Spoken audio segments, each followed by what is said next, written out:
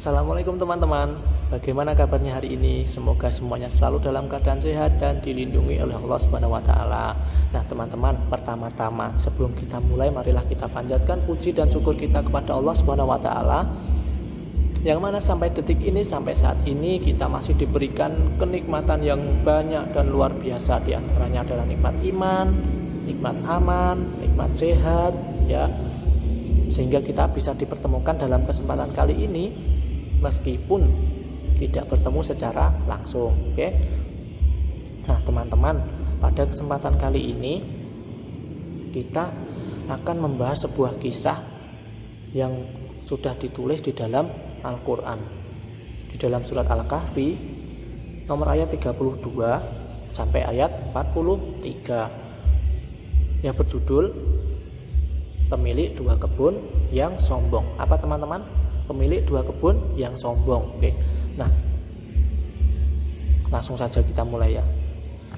Oke. Pada suatu hari dulu ada dua orang laki-laki. Yang satu ini kaya, yang satu ini tidak lebih kaya daripada yang satu tadi. Kita sebut yang kaya tadi si A dan yang satunya adalah si B, si A dan si B. Oke teman-teman.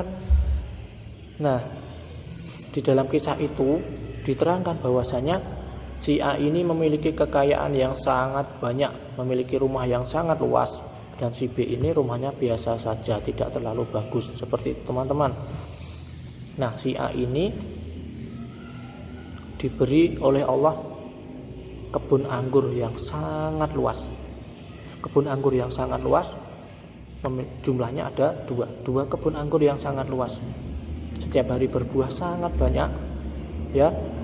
Tidak cukup sampai di situ teman-teman.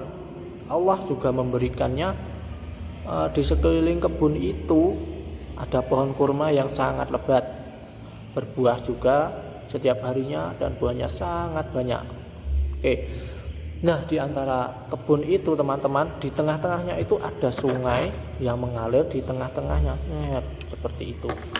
Airnya sangat jernih, ya. Kalau kita nyemplung di situ teman-teman, airnya itu nggak bakal butek, tidak kotor. Nah, seperti itu teman-teman. Saking nikmatnya, saking indahnya, bagi siapa saja yang memandangnya, memandang kebun itu, tidak ingin keluar daripada kebun itu, tidak ingin keluar dari kebun itu. Nah, suatu hari teman-teman, dua orang ini jalan-jalan di kebunnya si A. Ya, sesampainya di kebun, mereka ngobrol. Si A bilang kepada si B, "Wahai saudaraku, kebunku ini sangat luas, buahnya juga sangat banyak. Di tengahnya pun ada sungai yang mengalir di dalamnya. Bagaimana pendapatmu, wahai saudaraku?" Si B menjawab, "Oh ya, kebunmu sangat indah, sangat luas, dan itu semua adalah pemberian dari Allah. Maka engkau jangan lupa untuk senantiasa bersyukur kepada Allah." Seperti itu.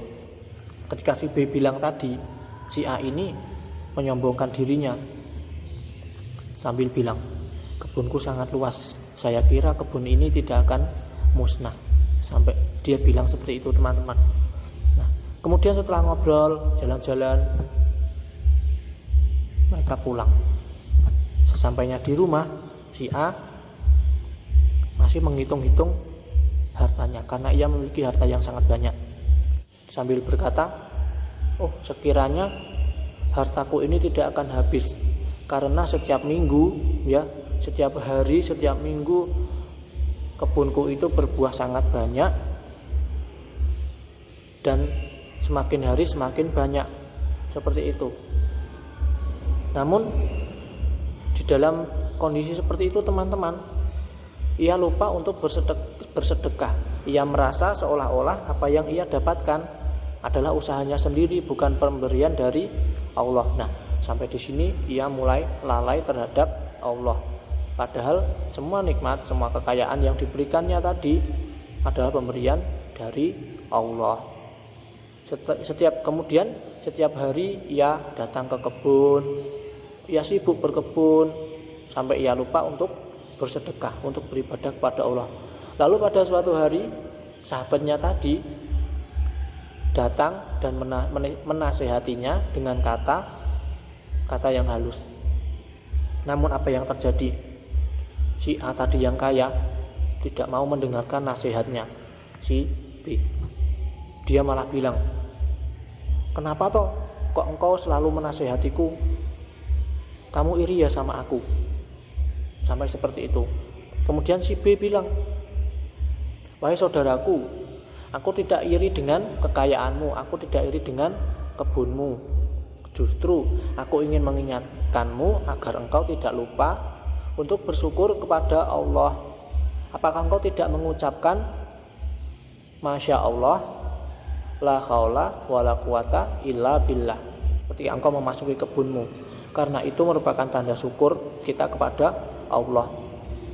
Namun apa yang terjadi setelah diberi nasihat seperti itu? Si A tadi malah marah-marah dan malah mengusir si B. "Sudahlah, engkau pergi saja karena engkau sesungguhnya iri terhadap hartaku ini."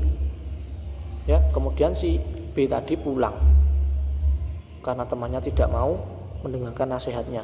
Setelah si B pulang, ya, si A tadi yang kaya raya tadi memamerkan hartanya kepada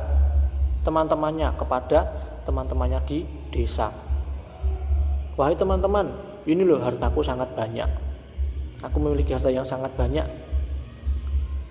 Dan saya kira harta ini tidak akan habis sampai suatu saat nanti." Seperti itu. Bahkan dia juga berkata, "Allah telah memuliakanku, seandainya pun aku mati,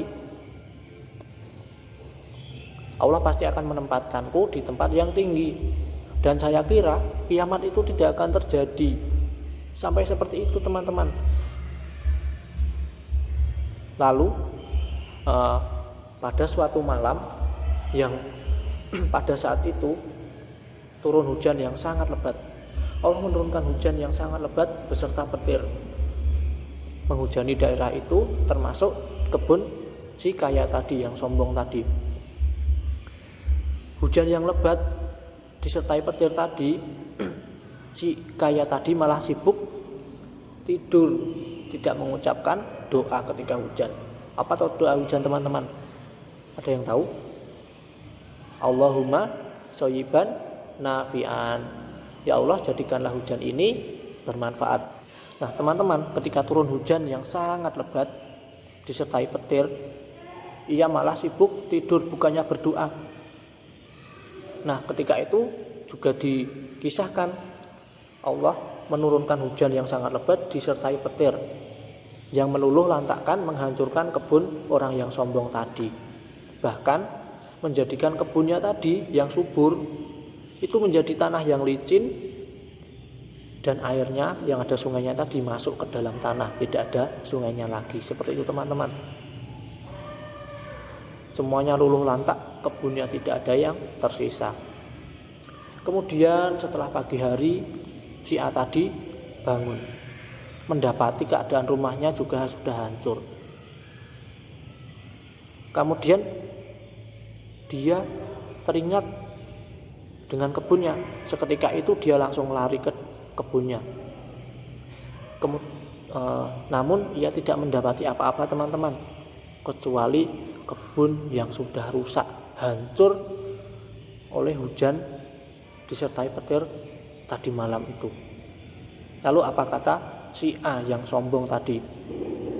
Ia menyesal karena ia tidak bersyukur kepada Allah terhadap pemberian dari Allah yang sangat banyak tadi. Kemudian ia mengatakan, "Wahai Allah, sekiranya dulu aku bersyukur padamu, aku tidak akan menyesal seperti ini."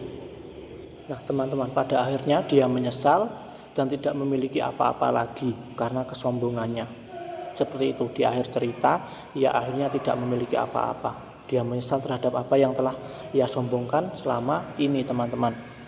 Nah, kemudian apa pelajaran yang dapat kita ambil dari kisah tersebut, teman-teman?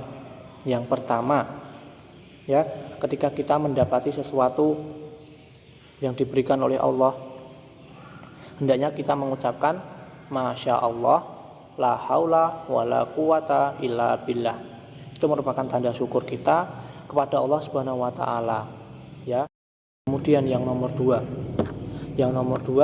agar kita senantiasa atau mendengarkan nasihat dari teman kita, tidak marah ketika kita diberi nasihat, karena bisa jadi Allah itu menegur kita melalui lisan saudara kita. Maka ketika saudara kita memberi nasihat kepada kita, kita harus mendengarkan, tidak boleh marah. Yang ketiga,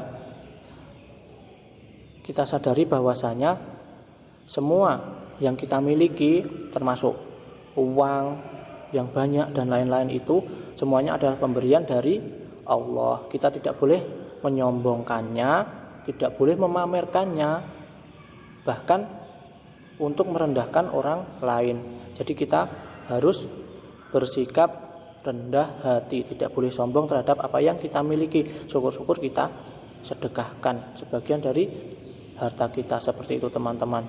Nah,